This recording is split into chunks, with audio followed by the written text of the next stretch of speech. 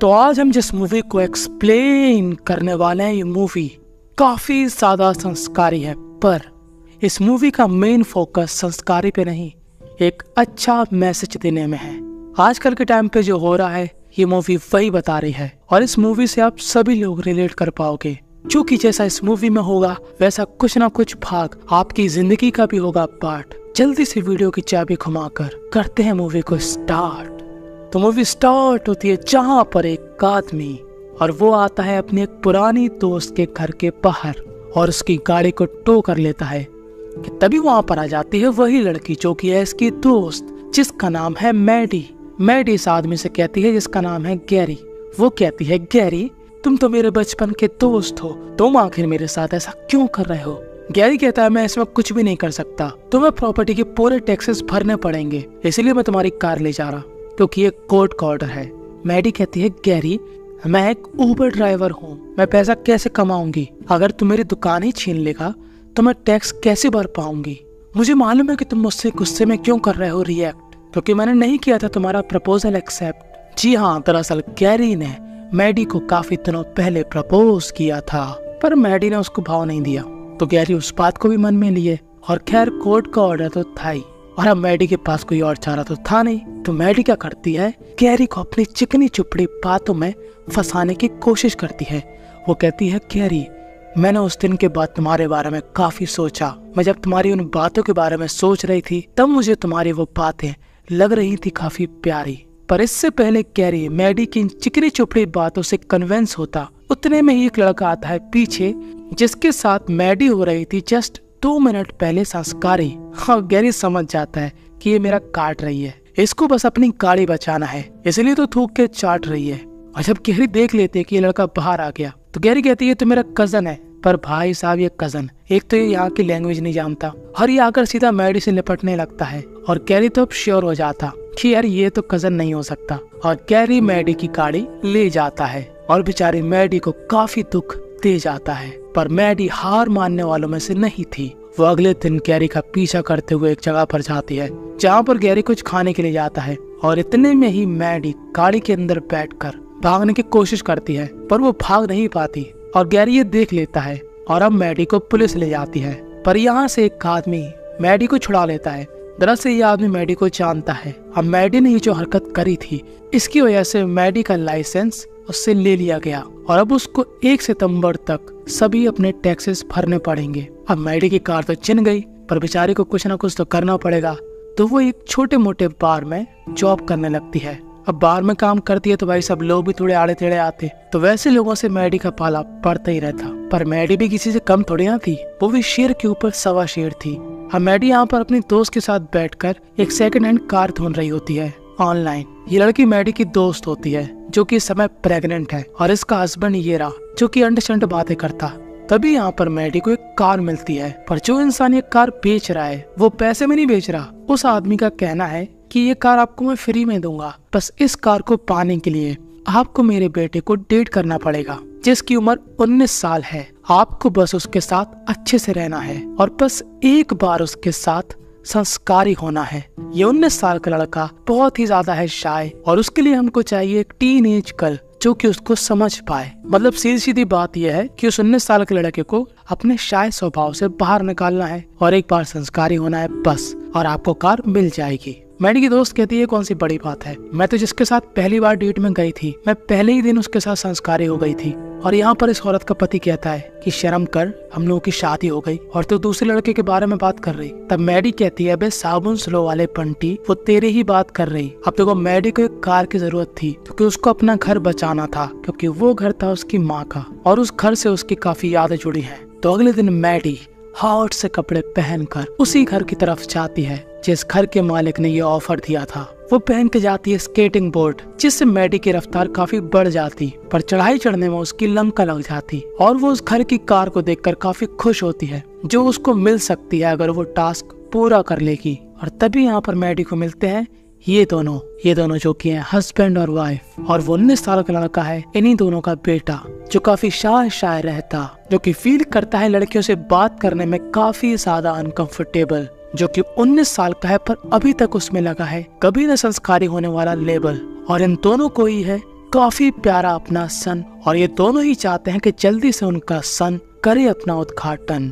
वो मैडी से कहते हैं कि तुम कितने साल की हो, हमको टीनेज लड़की चाहिए। मैडी कहती है कि मैं 29 की थी पिछले ही साल। तब यहाँ ये औरत कहती है मतलब अभी तुम 30 की हो। मैडी कहती है मैंने ऐसा कब कहा, मैंने ये कहा कि मैं पिछले साल 29 साल की थी। तो ये लोग कहते हैं अरे सही सही बताओ तुम कितने साल की हो। तो मैडी कहती है पिछले साल मैं 29 साल की थी और अभी मेरी असली एज है 32। और अब इन दोनों के मन में काफी सवाल होते हैं और अब इन दोनों का ही मुंह सिकुड़ जाता है कि यार हमको तो टीनेज लड़की चाहिए, ये तो मेरे लड़के से 11-12 साल बड़ी है। पर मैडी परिस्थितियों को संभालते हुए कहती है देखिए आपको अपने लड़के के लिए चाहिए ऐसी लड़की जो कि उसके स्वभाव को बदल सके। मैं उसको ऐसा कर दूंगी कि वो शायर रहना छोड़ देगा। आप टीनेज लड़की की तलाश में हो, पर आपको मालूम है कि आजकल की टीनेज की लड़कियां दिमाग से थोड़ी किर होती हैं, वो अपने आप को तो संभाल नहीं पाती, आपके बेटे को क्या घंटा संभाल पाएंगी। और इन दोनों की ही मैडी की बातों में पॉइंट लगता है और इन दोनों को कौन सा अपने बेटे से मैडी की शादी करानी। ये दोनों कहते हैं हाँ ठीक है तो तुम ट्राई कर सकती हो।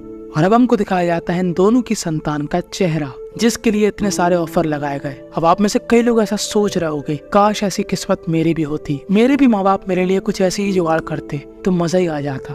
पर मैं आप सभी को बताना चाहता हूँ कि आप रहते हो एशियाई कंट्री में, तो सपने से जाग जाइए। और इस लड़के का नाम होता है पर्सी। तो पर्सी एक दरअसल सीधा साधा बंदा जिसको कहीं भी अटेंशन नहीं मिलती, ना ही उसका कोई खास मित्र है, और वो एक पेट शॉप संभालता है।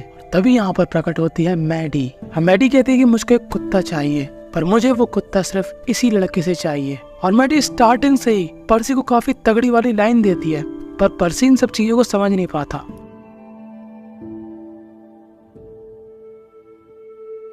क्योंकि पर्सी के लिए सब तो पहली बार था। अब पर्सी यहाँ पर डॉग अडॉप्ट करने के लिए डॉक्यूमेंट्स बनाता, पर मैडी यहाँ पर उसको इतनी तगड़ी वाली लाइन देती है ना कि आप देखकर समझ ही जाओगे। और पर्सी काफी अनकंफर्टेबल महसूस करता है। वो कहता है कि मैं घर जा रहा। तब मैडी कहती है मैं तुमको छोड़ देती हूँ। और मैडी यहाँ पर पर्सी को अपनी गाड़ी में बैठाकर उसको रिझाने लगती है। पर पर्सी, जिसको आज तक किसी लड़की ने अटेंशन नहीं दिया, वो मैडी को समझ ही नहीं पाता कि मैडी आकर उससे क्या चाहती है। वो समझता है कि मैडी ने उसको किडनैप कर लिया और वो मैडी की आंखों में मिर्च वाला स्प्रे डाल देता है। अब मैडी को काफी गुस्सा आता है कि साले को यही कूट देती हूँ, पर वो अपने गुस्से को शांत करती है क्योंकि उसको कार चाहिए। पर्सी कहता है कि तुम मुझे किडनैप करना चाहती थी, मुझे मालूम है। मैडी कहती है वे बेवकूफ नहीं, मुझे तुम काफी स्मार्ट लगे तो मैं तुम्हारे साथ डेट पर जाना चाहती थी, इसलिए तो मैं तुम्हें इतना भाव दे रही थी, पर तुम्हारे समझ में कुछ भी नहीं आ रहा। और ये बात सुनकर पर्सी की तो ऐसे आंखें खुल जाती कि क्या मैं किसी को स्मार्ट लगा, ये शब्द तो मैंने पहली बार सुने अपने लिए। पर्सी कहता है ठीक है हम लोग कल चलेंगे। अब मैडी सोचते है कि जल्दी से इसका उद्घाटन करो और कार ले लो और इस मुसीबत से छुटकारा पाओ, क्योंकि असलियत में मैडी के लिए पर्सी उतना ही था खास जितना है पर्सी के अंदर मांस ना के बराबर। और अगले दिन डेट में नहीं भाई के ड्रेस का कॉम्बिनेशन देखो माशाल्लाह। अब मैडी उसको यहाँ से बाहर ले जाती है एक बीच पे। अब मैडी जल्दी से पर्सी का जानवर जगाकर अपना काम कंप्लीट करना चाह रही थी, पर पर्सी यहाँ पर कुछ समझ नहीं पाता। अब उनको समझ में नहीं आता कि पर्सी यहाँ पर क्यों नहीं समझ पा रहा सब कुछ, क्योंकि मैं चुतिया हूँ। पर मैडी हार मानने वालों में से नहीं थी। वो निर्वस्त अवस्था में पानी में नहाने लगती है और फोर्स करके पर्सी को भी बुला लेती है। पर पर्सी यहाँ पर सिर्फ बातों में टाइम वेस्ट कर रहा था और मेन मुद्दे पर आ नहीं रहा था। और बेचारे मैडी लगी पड़ी है कि अब ये मान जाए, अब ये कुछ कर ले। पर पर्सी तो भाई साहब पर्सी, वो मैडी की भावनाओं को समझ तो रहा था, पर वो एकदम मेन कोर्स करने वालों में से नहीं था। और मैडी को यहाँ पर गुस्सा आ जाती है और मैडी यहाँ से काफी गुस्से में चली जाती है। और पर्सी जब उसको रोकने की कोशिश करता है तब वो निर्वस्त अवस्था में होता है और वो मैडी के कार के आगे आ जाता है। पर मैडी वो अपनी गाड़ी चलाने लगती है और इतने में ही पुलिस मैडी की कार को देख लेती है और ये लोग जल्दी से वहाँ से भागकर मैडी के घर आ जाते हैं। और फिर से मैडी अपना काम शुरू कर देती है, पर पर्सी फिर से सब कुछ बिगाड़ देता है। तभी मैडी नोटिस करती है कि पर्सी की पीठ पर काफी लाल निशान पड़ गए। दरअसल पर्सी को समुद्र के पानी से एलर्जी थी और अब मैडी पर्सी की पीठ में क्रीम लगाती है। और यहाँ पर अब इन दोनों की सीरियस टॉपिक पर बात होती है, जैसे कि मैडी पर्सी को बताती है कि उसके पापा ने उसकी माँ को धोखा दिया था और वे एक अलग फैमिली के साथ रहते थे, इसलिए मेरा बचपन काफी कठिनाइयों से गुजरा। पर्सी कहता है कि मेरे माँ बाप ऐसे हैं कि वो हर समय मेरी चिंता करते। अब पर्सी को ये नहीं मालूम कि उसके माँ बाप ने ही मैडी को उसके लिए भेजा है। मैडी कहती है तुम्हारे कोई दोस्त वगैरह नहीं है? पर्सी कहता है कि हाँ मेरे दोस्त हैं काफी सारे, पर सिर्फ ऑनलाइन। और ये रियलिटी है, सच में आजकल जिंदगी लोगों की ऐसे ही हो गई। सभी लोग बस ऑनलाइन ही फ्रेंड बना रहे, ऑनलाइन ही कूल बन रहे, ऑनलाइन ही डिप्रेस हो रहा है, ऑनलाइन ही गर्लफ्रेंड बना रहे। रियलिटी लोगों से काफी दूर हो चुकी है और ये हर किसी की लाइफ में है। ऐसे नहीं कि पर्सी की लाइफ में है, ये आपकी लाइफ में भी हो सकता है, मेरी लाइफ में भी हो सकता है, किसी की भी लाइफ में हो सकता है और होता भी है। हम लोग रियलिटी से काफी दूर हो चुके हैं। खैर, इस मूवी पर वापस आते हैं। पर्सी कहता है कि मुझे मालूम है तुम्हारा मूड काफी अच्छा है आज, पर मैं ऐसी लड़की के साथ संस्कारी नहीं हो सकता जिसको मैं ठीक से जानता भी नहीं हूँ। और मैडी पर्सी की इन बातों को काफी सीरियस लेती है और वो कहती है ठीक है, हम लोग पहले दोस्ती से शुरुआत करेंगे। और अब लोग घूमते हैं, फिरते हैं, खाते हैं, पीते हैं, गेम खेलते हैं। और मैडी जो कि सिर्फ एक मतलब के लिए आई थी पर्सी के पास, वो सच में पर्सी में इंटरेस्टेड होने लगी है। उसको सच में पर्सी एक अच्छा लड़का लगा। अब जब मैडी अपने घर जाती है और अपने दोस्तों के साथ चिल कर रही होती है, तभी यहाँ पर एक आदमी आता है उसके दरवाजे पर, जो कहता है मेरा नाम है डग खान, मैं हूँ एक प्रॉपर्टी डीलर, मैं बचपन में तुम्हारे साथ भी पढ़ा, तुमको याद होगा। दरअसल मैं तुम्हारे घर को खरीदना चाहता हूँ। तुम्हारा घर काफी खूबसूरत है और मैं इसकी तुम्हें काफी अच्छी वैल्यू दिलवा सकता हूँ। पर मैडी कहती है भाग यहाँ से। और आज रात में पर्सी काफी बेहतरीन तरीके से तैयार होता है, साथ में मैडी भी, क्योंकि ये लोग आज आ रहे थे काफी खूबसूरत डिनर पर, जहाँ पर मैडी के कहने पर पर्सी यहाँ सबके सामने पियानो प्ले करता है। वो काफी शाय था, पर पहली बार उसने इतनी बड़ी चीज करी और पर्सी सच में अब मैडी के साथ काफी अच्छा महसूस कर रहा था। पर्सी कहता है कि मेरा स्कूल खत्म होने के बाद मैं कॉलेज के लिए दूसरी सिटी चला जाऊंगा। तब मैडी कहती है कि मुझको लॉन्ग डिस्टेंस रिलेशनशिप बिल्कुल नहीं चाहिए, हम लोग आज कुछ कर सकते हैं। अब पर्सी आ जाता है थोड़ा गुस्से में कि इसको बस संस्कारी चीजें सोच रही, आखिर ये क्यों मेरे साथ संस्कारी होना चाहती है, रीजन क्या है। और वो यहाँ से गुस्सा होकर चला जाता है अपने स्कूल की प्रॉम्प्ट पार्टी में, जहाँ पर रहते हैं सिर्फ स्कूल के बच्चे। वो पीते हैं, खाते हैं और संस्कारी होते हैं भाई साहब। नहीं, इनके यहाँ सच में ऐसी पार्टियां होती और घर वाले कहते बेटा जाओ एंजॉय करो। जब पर्सी अंदर चला जाता है पार्टी में, तो मैडी भी उसके पीछे पीछे चली जाती है और मैडी यहाँ से पर्सी को जबरदस्ती अपने साथ ले जाती है। तो पर्सी कहता है मैडी से आई लव यू। और मैडी को ये बात काफी अजीब लगती है कि यार ये तो सच में मेरे प्यार में पड़ गया, ये लड़का काफी अच्छा है, पर मेरा मकसद तो कुछ और ही था। और अब पर्सी अपने घर जाकर अपने माँ बाप से कहता है कि सुनो माताजी और पिताजी, मैं कॉलेज पढ़ने नहीं जाऊंगा क्योंकि मेरे यहाँ पर एक गर्लफ्रेंड है और वो नहीं चाहती कि मैं लॉन्ग डिस्टेंस रिलेशनशिप में रहूं। और एक और खुशी की बात यह है कि मुझे मेरा कार का लाइसेंस मिल चुका है, तो मैं आपकी कार चला सकता हूँ। अब पर्सी तो काफी खुश था, पर उसके माँ बाप काफी चिंता में पड़ जाते हैं कि अगर ये कॉलेज नहीं जाएगा तो इसके करियर का क्या होगा। और वो यहाँ पर फोन लगाते हैं मैडी को, वो कहते हैं कि तुम्हें कार मिल जाएगी। और तभी इनका फोन कनेक्ट हो जाता है इनकी टेस्ला के साथ, और इस टेस्ला में बैठा हुआ था पर्सी। तभी मैडी कहती है कि इसका मतलब मुझे पर्सी के साथ संस्कारी नहीं होना पड़ेगा और मुझे कार मिल जाएगी। और ये इतनी सी बात पर्सी सुन लेता है और अब पर्सी की तो मानो हवाइयां उड़ जाती, उसके पैरों के नीचे से जमीन खिसक जाती, क्योंकि जिससे वो अपना सुख दुख बांट रहा था वही इंसान उसका काट रहा था। और वो अगले दिन मैडी को अपने माँ बाप से मिलवाने लाता है। वो ऐसे रिएक्ट करता है कि उसको कुछ भी नहीं मालूम, और वो बाहर जाकर अपने दोस्त के साथ वो कार तोड़ देता है जो कि मैडी को मिलने वाली थी। और जब वो वापस आता है तब वो मैडी से कहता है कि मुझे मालूम है मेरे माँ बाप के साथ तुम्हारी डील हुई थी। मैडी कहती है सभी चीजों के लिए सॉरी, पर मैंने जो तुमसे बातें शेयर करी वो सब असली थी। पर पर्सी कहता है चुपचाप यहाँ से चले जाओ। और पर्सी अपने माँ बाप के ऊपर भी काफी गुस्सा होता है। वो कहता है कि मेरी इतनी चिंता मत करो भाई साहब, मैं ठीक हूँ, मैं फेल होऊंगा या सक्सेसफुल होऊंगा वो मेरे ऊपर रहेगा, आप लोग मेरी जिंदगी में दखल अंदाजी मत करो। पर्सी इतने कॉन्फिडेंस से कह तो रहा था, पर अगर ऐसे मैं कहता ना अपने घर वालों के सामने कि मेरी लाइफ में कंट्रोल मत करो, ये मत करो, वो मत करो, तो आज मैं अनाथ होता।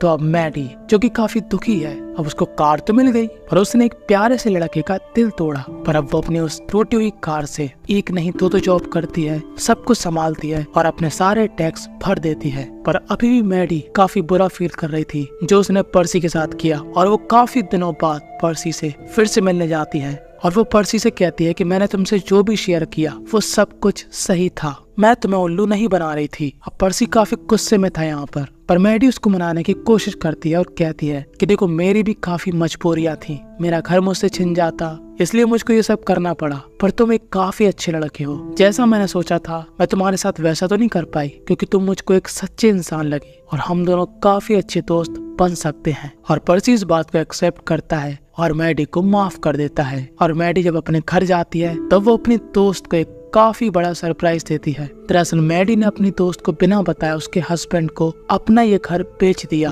वो भी काफी कम पैसों में, क्योंकि इन दोनों के पास ही रहने के लिए ठिकाना नहीं था। और मैडी की दोस्त काफी खुश होती है कि उसको इतनी अच्छी दोस्त मिली। और दूसरी तरफ पर्सी का स्कूल खत्म हो चुका है और वो आज कॉलेज के लिए दूसरी सिटी जा रहा। और अब उसके माँ बाप कोशिश करते हैं कि वो पर्सी पर कंट्रोल नहीं करे, ना ही उसकी जिंदगी में झांके कि क्या अच्छा हो रहा क्या बुरा हो रहा। और बाहर खड़ी होती है उसके लिए मैडी, जो कि जितने पैसे मैडी के पास हैं वो उतने पैसे लेकर कैलिफोर्निया जा रही है। वो बचपन में कैलिफोर्निया गई थी एक बार, पर वो वहाँ से वापस आ गई थी क्योंकि उसकी माँ बीमार हो गई थी और उसने अपनी माँ की सेवा करी जब तक उसकी माँ जिंदा थी। फिर उसके बाद वो लग गई अपने घर के टैक्स वगैरह पे करने में और उसकी जिंदगी बिजी हो गई। और कब वो 32 साल की हो गई पता ही नहीं लगा। और अब जाकर उसको मौका मिला है और अब 32 साल की उम्र में उसने फैसला लिया है कि वो कैलिफोर्निया शिफ्ट हो जाएगी हमेशा के लिए, क्योंकि कैलिफोर्निया उसको काफी पसंद है। और बस यहीं पर ये मूवी थी एंड हो जाती है। इस मूवी से हमको यही सीखने को मिला कि चाहे अमीर हो या गरीब, हर किसी की जिंदगी में समस्याएं काफी है। बस कोठी बंगले वालों की समस्याओं का समाधान करने के लिए मैडी जैसी लड़कियों की व्यवस्था हो जाती है। जिंदगी हो तो ऐसी हो। और मेरा सवाल आपसे है, आपको क्या लगता है कि अगर आप पर्सी की जगह होते तो क्या आपके माताजी और पिताजी मैडी जैसी कोई लड़की आपके लिए ढूंढते कि नहीं, या फिर वो कुछ और करते? कमेंट में जरूर बताना। मूवी की और जानकारी आपको मिल जाएगी डिस्क्रिप्शन के एकदम टॉप वाले लिंक पर। टेलीग्राम ज्वाइन करना आपके लिए काफी फायदे का सौदा है। ठीक है भाई, मैं चलता हूँ। Okay bye.